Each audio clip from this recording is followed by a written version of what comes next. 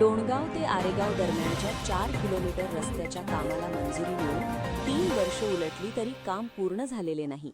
वेळोवेळी काम सुरू होते आणि बंद पडते, ज्यामुळे दुरुस्त केलेला रस्ता पुन्हा उपटून जातो. या सततच्या त्रासाला कंटाळून आरेगाव वासियांनी संताप व्यक्त केला असून आम्हाला रस्ता नको, हेलिकॉप्टर तरी द्या, अशी अजब मागणी शासनाकडे केली आहे. मे 2023 मध्ये सुरू झालेले 4.8 किलोमीटर रस्त्याचे काम सुरुवातीला रस्ता खोदून टाकल्याने पावसाळ्यात बंद पडले आणि त्यानंतर पुढे ढकलत गेले. 3 वर्ष होऊनही काम सुरू झालेले नाही.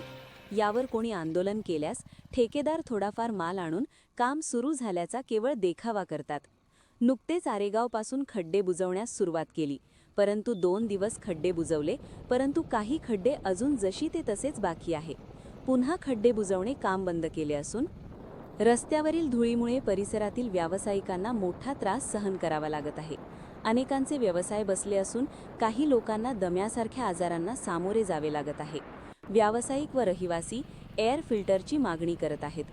आरेगाव येथील बहुतांशी व्यवहार, बाजारपेठ, दवाखाना, शाळा डोणगावशिवाय होत नाहीत. रुग्णांना खड्ड्यांतून डोणगाव येथे आणताना होणारा त्रास असह्य झाल्याने ग्रामस्थांनी शासनाकडे हेलिकॉप्टरची मागणी केली आहे.